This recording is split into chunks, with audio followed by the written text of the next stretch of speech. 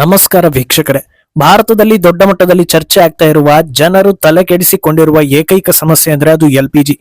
ಒಂದು ಕಡೆ ಕೇಂದ್ರ ಸರ್ಕಾರ ಎಲ್ಪಿಜಿ ಸಮಸ್ಯೆ ಆಗೋದಿಲ್ಲ ಅನ್ನೋ ಭರವಸೆ ಕೊಡ್ತಾ ಇದ್ರೆ, ಇನ್ನೊಂದು ಕಡೆ ವಿಪಕ್ಷ ಈ ವಿಚಾರದಲ್ಲಿ ಭಾರತಕ್ಕೆ ಗಂಡಾಂತರ ಕಾದಿದೆ ಅನ್ನೋದನ್ನ ಸಾರಿ ಸಾರಿ ಹೇಳ್ತಾ ಇದೆ. ಆದ್ರೆ ರಾಜಕೀಯ ವ್ಯಕ್ತಿಗಳು ಏನೇ ಹೇಳಿದ್ರು ಜನರು ತಲೆ ಕೆಡಿಸಿಕೊಳ್ಳೋದು ಸ್ವಂತ ಅನುಭವಕ್ಕೆ ಬಂದಾಗ ಮಾತ್ರ. ಕಮರ್ಷಿಯಲ್ ಸಿಲಿಂಡರ್ಗೆ ಸ್ವಲ್ಪ ಅಡೆತಡೆ ಇದೆ, ಮನೆಗಳಿಗೆ ಸಿಗೋ ಸಿಲಿಂಡರ್ ಅಂದ್ರೆ ಡೊಮೆಸ್ಟಿಕ್ ಸಿಲಿಂಡರ್ಗೆ ಸಮಸ್ಯೆ ಇಲ್ಲ ಅನ್ನೋದನ್ನ ಹೇಳಿದ್ದಾರೆ.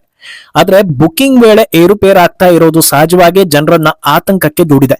ಆದ್ರೆ ಈ ಹೊತ್ತಲ್ಲಿ ಇದು ವಿಪಕ್ಷಗಳ ಮೈಂಡ್ಗೆ ಮನೋಸ್ಫೋಟಕ ವಿಚಾರವೊಂದು ಬರ್ತಾ ಇದೆ. ಹೇಗೆ ಇದು ಸೃಷ್ಟಿಯಾಗಿದೆ ಅನ್ನೋದನ್ನ ವಿವರಿಸಲಾಗಿದೆ. ಇದರ ಬಗ್ಗೆ ಕಂಪ್ಲೀಟ್ ಡೀಟೇಲ್ಸ್ ಕೊಡ್ತೀವಿ.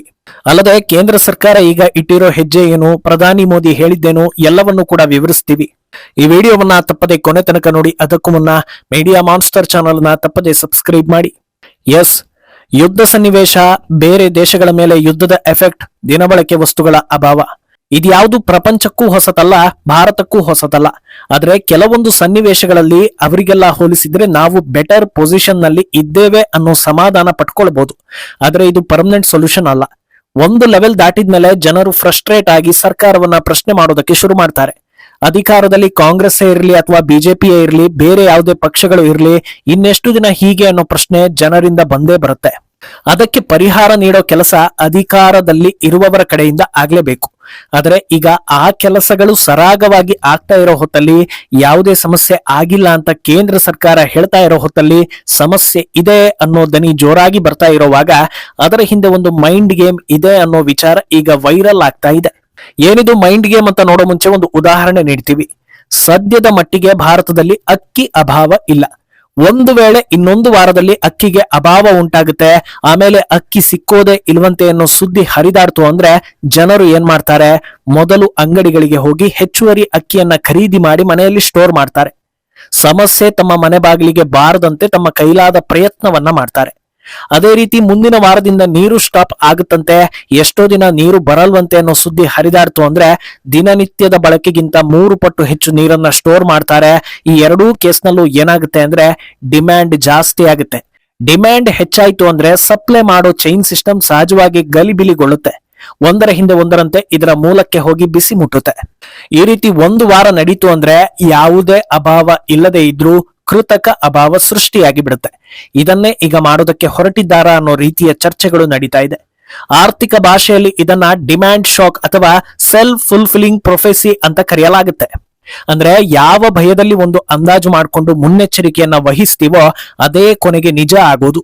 ಸದ್ಯದ ಮಟ್ಟಿಗೆ ಭಾರತದಲ್ಲಿ ಇಂಥ ಪರಿಸ್ಥಿತಿ ಬಂದಿಲ್ಲ ಅನ್ನೋದನ್ನ ಕೇಂದ್ರ ಸರ್ಕಾರ ಸ್ಪಷ್ಟಪಡಿಸಿದೆ. ಆದ್ರೆ ಮುಂದೆ ಪರಿಸ್ಥಿತಿ ಹೇಗಿರುತ್ತೆ ಅನ್ನೋದು ಗೊತ್ತಿಲ್ಲ. ಯುದ್ಧಗಳ ವಿಚಾರ ಭಾರತದ ಕೈಯಲ್ಲಿ ಇಲ್ಲ, ಹಾಗೂ ಅದನ್ನ ನಿರ್ದಿಷ್ಟವಾಗಿ ಅಂದಾಜಿಸೋದಕ್ಕೂ ಆಗೋದಿಲ್ಲ. ಆದ್ರೆ ಸರ್ಕಾರ ಈಗ ಭಾರತದ ಪೊಸಿಷನ್ ಏನು ಅನ್ನೋದನ್ನ ಅರ್ಥ ಮಾಡಿಕೊಂಡು ಮುಂದೆ ಯಾವ ರೀತಿ ನಿರ್ಧಾರವನ್ನ ಕೈಗೊಳ್ಳಬೇಕು ಅನ್ನೋದನ್ನ ಯೋಚಿಸ್ತಾ ಇರುತ್ತೆ. ಈ ಹೊತ್ತಲ್ಲಿ ಅನಿರೀಕ್ಷಿತವಾಗಿ ಇಂಥ ಬೆಳವಣಿಗೆ ನಡೀತು ಅಂದ್ರೆ ಅದರ ನಿರ್ವಹಣೆ ಕಷ್ಟ ಆಗುತ್ತೆ, ಹಾಗೂ ಮುಂದೆ ಯಾವ ರೀತಿ ಹೆಜ್ಜೆ ಇಡಬೇಕು ಅನ್ನೋದು ಕೇಂದ್ರಕ್ಕೂ ಸವಾಲಾಗುತ್ತೆ. ಇದೇ ಕಾಂಗ್ರೆಸ್ನ ಗೇಮ್ ಪ್ಲಾನ್, ಹಾಗೂ ಈ ನರೇಟಿವ್ ಅನ್ನ ಬಲವಾಗಿ ಬೇರೂರಿಸೋದಕ್ಕೆ ಬಹಳ ಪ್ರಯತ್ನವನ್ನ ಪಡ್ತಾ ಇದ್ದಾರೆ ಅನ್ನೋ ರೀತಿಯ ಚರ್ಚೆಗಳಾಗ್ತಾ ಇದೆ. ಯಾಕಂದ್ರೆ ಕಾಂಗ್ರೆಸ್ ಒಂದು ಅಜೆಂಡಾವನ್ನ ಬಲವಾಗಿ ಹರಿಬಿಡಬೇಕು ಅಂದ್ರೆ ಕಂಪ್ಲೀಟ್ ಅದರ ಎಕೋಸಿಸ್ಟಮ್ ನಲ್ಲಿ ಯಾರ್ಯಾರು ಬರ್ತಾರೋ ಅವರೆಲ್ಲರ ಕಡೆಯಿಂದ ಒಂದೇ ಸಲ ಸಂದೇಶಗಳನ್ನ ಬಿತ್ತೋ ಮೂಲಕ ಇಡೀ ದೇಶದಾದ್ಯಂತ ಕೆಲ ದಿನಗಳ ಕಾಲ ಎಲ್ಲಿ ನೋಡಿದ್ರೂ ಅದೇ ಸುದ್ದಿ ಇರುವಂತೆ ಮಾಡ್ತಾರೆ ಅನ್ನೋ ಆರೋಪಗಳಿವೆ. ಈಗ ಏಕಕಾಲಕ್ಕೆ ಒಂದು ಕಡೆ ಲೋಕಸಭೆಯಲ್ಲಿ ಇದೇ ಚರ್ಚೆ ನಡೆಯಬೇಕು ಅಂತ ಪಟ್ಟು ಬಿದ್ದಿದ್ದಾರೆ, ರಾಜ್ಯಸಭೆಯಲ್ಲೂ ಇದೇ ಚರ್ಚೆಯನ್ನ ನಡೆಸ್ತಾ ಇದ್ದಾರೆ. ಕಾಂಗ್ರೆಸ್ ಆಡಳಿತ ಇರೋ ರಾಜ್ಯಗಳಲ್ಲಿ ನಾಯಕರು ಇದೇ ವಿಚಾರದ ಬಗ್ಗೆ ಮಾತಾಡ್ತಾ ಇದ್ದಾರೆ. ಇನ್ನೊಂದು ಕಡೆ ಎಡಚರರು ಹಾಗೂ ಕಂಪ್ಲೀಟ್ ಎಕೋಸಿಸ್ಟಮ್ ಸೋಷಿಯಲ್ ಮೀಡಿಯಾಗಳಲ್ಲಿ ಒಂದರ ನಂತರ ಒಂದು ಪೋಸ್ಟ್ ಗಳನ್ನ ಹಾಕಿ ಸಿಲಿಂಡರ್ ಅಭಾವ ಇದೆ ಅನ್ನೋದನ್ನ ಹೈಲೈಟ್ ಮಾಡ್ತಾ ಇದ್ದಾರೆ ಅನ್ನೋ ಆರೋಪಗಳು ಬಂದಿವೆ. ಇನ್ನು ಈ ಸಂಬಂಧ ಮಾತನಾಡಿರೋ ಪ್ರಧಾನಿ ಮೋದಿ ಕೂಡ ಇದೇ ವಿಚಾರದ ಬಗ್ಗೆ ಆರೋಪ ಮಾಡಿದ್ದಾರೆ. ಸದ್ಯ ಭಾರತದಲ್ಲಿ ಗ್ಯಾಸ್ ಸಿಲಿಂಡರ್ ಅಭಾವ ಆಗಿಲ್ಲ, ಆದ್ರೂ ಕೂಡ ಒಂದಷ್ಟು ಜನರು ಅಭಾವ ಇದೆ ಅನ್ನೋ ವಾತಾವರಣವನ್ನ ಸೃಷ್ಟಿಸೋದಕ್ಕೆ ಬಹಳ ಪ್ರಯತ್ನ ಪಡ್ತಾ ಇದ್ದಾರೆ. ಈ ಸುಳ್ಳು ಸುದ್ದಿಗಳನ್ನ ನಂಬಬೇಡಿ ಅಂತ ಹೇಳಿದ್ದಾರೆ. ಅಲ್ಲದೆ ಯುದ್ಧದ ಸಂದರ್ಭದಲ್ಲಿ ಪ್ರಪಂಚದ ಯಾವ ದೇಶಗಳು ನೆಮ್ಮದಿಯಿಂದ ಇಲ್ಲ, ಎಲ್ಲರಿಗೂ ಅವರದ್ದೇ ಆದ ಸವಾಲು ಸಮಸ್ಯೆಗಳಿವೆ. ಭಾರತದಲ್ಲಿ ಸರ್ಕಾರ ಸುಮ್ಮನೆ ಕೂತಿಲ್ಲ, ಪ್ರತಿನಿತ್ಯ ಪರಿಸ್ಥಿತಿಯನ್ನ ಅವಲೋಕಿಸಲಾಗ್ತಾ ಇದೆ. ಮುಂದೆ ಉಂಟಾಗಬಹುದಾದ ಸಮಸ್ಯೆಗಳನ್ನ ಬಗೆಹರಿಸೋದಕ್ಕೆ ಬೇರೆ ಬೇರೆ ದೇಶಗಳ ನಾಯಕರ ಜೊತೆಗೆ ಸಂಪರ್ಕವನ್ನ ಮಾಡಲಾಗ್ತಾ ಇದೆ, ಮಾತುಕತೆ ನಡೀತಾ ಇದೆ. ಯಾವುದೇ ಕಾರಣಕ್ಕೂ ಅಭಾವ ಆಗೋದನ್ನ ತಪ್ಪಿಸೋದಕ್ಕೆ ಎಲ್ಲಾ ಪ್ರಯತ್ನಗಳು ನಡೀತಾ ಇದೆ. ಆದ್ರಿಂದ ಇಂಥ ಸುದ್ದಿಗಳಿಗೆ ಕಿವಿ ಕೊಡಬೇಡಿ ಅನ್ನೋದನ್ನ ಹೇಳಿದ್ದಾರೆ. ಅಲ್ಲದೆ 2014ಕ್ಕಿಂತ ಮೊದಲು ದೇಶದ ಎಥೆನಾಲ್ ಮಿಶ್ರಣ ಸಾಮರ್ಥ್ಯ ಕೇವಲ 1-1.5% ನಷ್ಟು ಮಾತ್ರ ಇತ್ತು. ಇಂದು ನಾವು ಪೆಟ್ರೋಲ್ನಲ್ಲಿ ಸುಮಾರು 20% ಎಥೆನಾಲ್ ಮಿಶ್ರಣವನ್ನ ಸಾಧಿಸಿದ್ದೇವೆ. ಜಾಗತಿಕ ಬಿಕ್ಕಟ್ಟುಗಳಿಗೆ ಸಿದ್ಧತೆಯನ್ನ ಬಲಪಡಿಸಲು ಭಾರತವು ಕಾರ್ಯತಂತ್ರದ ಪೆಟ್ರೋಲಿಯಂ ನಿಕ್ಷೇಪಗಳು ಮತ್ತು ಇಂಧನ ಮೂಲ ಸೌಕರ್ಯವನ್ನ ವಿಸ್ತರಿಸಿದೆ. ಭಾರತದ ಕಾರ್ಯತಂತ್ರದ ಪೆಟ್ರೋಲಿಯಂ ನಿಕ್ಷೇಪಗಳು ಈಗ 50 ಲಕ್ಷ ಟನ್ಗಳನ್ನ ಮೀರಿದೆ. ಆದ್ರೆ ಎಲ್ಪಿಜಿ ಸಂಪರ್ಕಗಳ ಸಂಖ್ಯೆ 2014ರಲ್ಲಿ 14 ಕೋಟಿ ಇತ್ತು, ಈಗ ಅದು 33 ಕೋಟಿಗೆ ಏರಿದೆ. ಕಳೆದ ದಶಕದಲ್ಲಿ ಭಾರತದ ಅನಿಲ ಪೈಪ್ಲೈನ್ ಜಾಲಗಳು, ಎಲ್ಎನ್ಜಿ ಟರ್ಮಿನಲ್ಗಳು ಮತ್ತು ಎಲ್ಪಿಜಿ ವಿತರಣಾ ಮೂಲ ಸೌಕರ್ಯವನ್ನ ಗಮನಾರ್ಹವಾಗಿ ವಿಸ್ತರಿಸಲಾಗಿದೆ. ಜಾಗತಿಕ ಸವಾಲುಗಳ ಹೊರತಾಗಿಯೂ ಭಾರತ ಸ್ಥಿರವಾಗಿ ಮುಂದುವರಿತಾ ಇದೆ ಮತ್ತು ಜಾಗತಿಕ ಬೆಳವಣಿಗೆಯ ಪ್ರಮುಖ ಚಾಲಕನಾಗಿ ಉಳ್ಕೊಂಡಿದೆ. ಜಗತ್ತು ಕಠಿಣ ಹಂತದ ಮೂಲಕ ಹಾದು ಹೋಗ್ತಾ ಇದೆ, ಆದರೆ ಭಾರತ ವೇಗವಾಗಿ ಮತ್ತು ಸ್ಥಿರವಾದ ವೇಗದಲ್ಲಿ ಮುಂದುವರಿತಾ ಇದೆ ಅನ್ನೋದನ್ನ ಮೋದಿ ಹೇಳಿದ್ದಾರೆ. ಅಂತ ಕೋವಿಡ್ ಸಂದರ್ಭವನ್ನೇ ನಾವು ದಾಟಿ ಬಂದಿದ್ದೀವಿ. ಈ ವಿಚಾರದಲ್ಲಿ ಪ್ಯಾನಿಕ್ ಆಗಬೇಡಿ. 140 ಕೋಟಿ ಜನರ ಹಿತಕ್ಕಾಗಿ ಸರ್ಕಾರದ ಕಡೆಯಿಂದ ಏನು ಮಾಡಬೇಕು ಅದನ್ನ ಮಾಡ್ತೀವಿ ಅನ್ನೋದನ್ನ ಹೇಳಿದ್ದಾರೆ. ಹಾಗೆ ಮುಂದುವರೆದು ಎಲ್ಲಾ ರಾಜ್ಯ ಸರ್ಕಾರಗಳಿಗೂ ಒಂದು ಕರೆಯನ್ನ ಕೊಟ್ಟಿದ್ದಾರೆ. ನಿಮ್ಮ ರಾಜ್ಯಗಳಲ್ಲಿ black marketing, gas cylinder stock ಮಾಡಿರೋದು, ದುಡ್ಡಿನ ಆಸೆಗೆ ಅಕ್ರಮವಾಗಿ ಮಾರಾಟ ಮಾಡೋದು, ಇಂಥ ಪ್ರಕ್ರಿಯೆಗಳು ಕಂಡು ಬಂತು ಅಂದ್ರೆ ಗಮನ ಹರಿಸಿ ಅಂತದಕ್ಕೆ ಅವಕಾಶ ನೀಡಬೇಡಿ ಅನ್ನೋದನ್ನ ಹೇಳಿದ್ದಾರೆ. ಆದ್ರೆ ಇದು ಎಲ್ಲಾ ರಾಜ್ಯಗಳಲ್ಲೂ ಎಷ್ಟರ ಮಟ್ಟಿಗೆ ಪಾಲನೆ ಆಗುತ್ತೋ ಗೊತ್ತಿಲ್ಲ.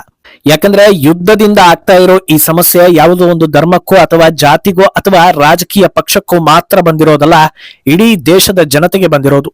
ಇದನ್ನ ಅರ್ಥ ಮಾಡ್ಕೊಂಡು ಬೆಂಬಲ ಕೊಟ್ರೆ ಪರವಾಗಿಲ್ಲ, ಆದ್ರೆ ಇದರಲ್ಲೂ ರಾಜಕೀಯ ಮಾಡೋದಕ್ಕೆ ಮುಂದಾದ್ರೆ ಸಮಾಜಕ್ಕೆ ಯಾವ ಪ್ರಯೋಜನ ಇಲ್ಲ ಅಂತ ಜನರು ಮಾತಾಡ್ತಾ ಇದ್ದಾರೆ.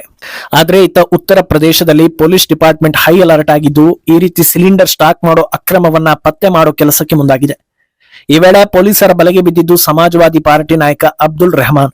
ತನ್ನ ಮನೆಯಲ್ಲಿ ಬರೋಬ್ಬರಿ 55 ತುಂಬಿದ ಸಿಲಿಂಡರ್ ಹಾಗೂ ಒಂದಷ್ಟು ಖಾಲಿ ಸಿಲಿಂಡರ್ ಗಳನ್ನ ಇಟ್ಕೊಂಡಿದ್ದ ಅನ್ನೋದು ಬೆಳಕಿಗೆ ಬಂದಿದೆ. ಹಾಪುರದ ತನ್ನ ನಿವಾಸದಲ್ಲಿ ಈ ರೀತಿ ಸ್ಟೋರ್ ಮಾಡ್ಕೊಂಡಿದ್ದಾನೆ ಅನ್ನೋ ಖಚಿತ ಮಾಹಿತಿ ಮೇರೆಗೆ ರಾತ್ರೋರಾತ್ರಿ ರೈಡ್ ಮಾಡೋ ಪೊಲೀಸರು ಎಲ್ಲಾ ಸಿಲಿಂಡರ್ ಗಳನ್ನ ಹೊರಗೆಳೆದು ಸೀಸ್ ಮಾಡಿದ್ದಾರೆ. ಬ್ಲಾಕ್ ಮಾರ್ಕೆಟ್ ನಲ್ಲಿ ಸೇಲ್ ಮಾಡೋದಕ್ಕೆ ಆತ ಸ್ಟೋರ್ ಮಾಡಿದ್ದ ಅನ್ನೋದು ಗೊತ್ತಾಗಿದೆ. ಅಲ್ಲದೆ ಈ ರೀತಿ ಸಿಲಿಂಡರ್ ಅಭಾವ ಆದ್ರೆ ಅದರಿಂದ ಯೋಗಿ ಸರ್ಕಾರದ ಮೇಲೆ ಕಪ್ಪು ಚುಕ್ಕೆ ಬರುತ್ತೆ, ಜನರು ತಿರುಗಿ ಬೀಳ್ತಾರೆ ಅನ್ನೋ ಉದ್ದೇಶ ಕೂಡ ಇದರಲ್ಲಿ ಇತ್ತು ಅನ್ನೋದು ರಿವೀಲ್ ಆಗಿದೆ. ಒಟ್ನಲ್ಲಿ ಇಸ್ರೇಲ್ ಇರಾನ್ ಯುದ್ಧ ಅನ್ನೋದು ಆಯಾ ದೇಶಗಳ ಹಣೆ ಬರಹ ಆಗಿದ್ರು ಉಳಿದ ದೇಶಗಳಿಗೂ ಇದು ಎಚ್ಚರಿಕೆ ಗಂಟೆ ಅನ್ನೋದ್ರಲ್ಲಿ ಅನುಮಾನ ಇಲ್ಲ. ಆದ್ರೆ ಬಂದಿರೋ ಕಷ್ಟವನ್ನ ಅರ್ಥ ಮಾಡ್ಕೊಂಡು ಈ ಹೊತ್ತಲ್ಲಿ ಪಕ್ಷ ಭೇದ ಮರೆತು ಜನರ ಬೆನ್ನಿಗೆ ನಿಲ್ಲೋದನ್ನ ಬಿಟ್ಟು ಭಯದ ವಾತಾವರಣ ಸೃಷ್ಟಿಸಿ ಇರೋ ವಾತಾವರಣವನ್ನ ಇನ್ನಷ್ಟು ಹದಗೆಡಿಸೋದು ಎಷ್ಟು ಸರಿ ಅನ್ನೋದನ್ನ ಅವರವರೇ ಯೋಚಿಸಬೇಕು. ಮುಂದೇನಾಗುತ್ತೆ ಅನ್ನೋದನ್ನ ಕಾದು ನೋಡ್ಬೇಕು. ಈ ಬಗ್ಗೆ ನಿಮ್ಮ ಅಭಿಪ್ರಾಯವನ್ನ ತಪ್ಪದೆ ಕಮೆಂಟ್ ಮೂಲಕ ತಿಳಿಸಿ.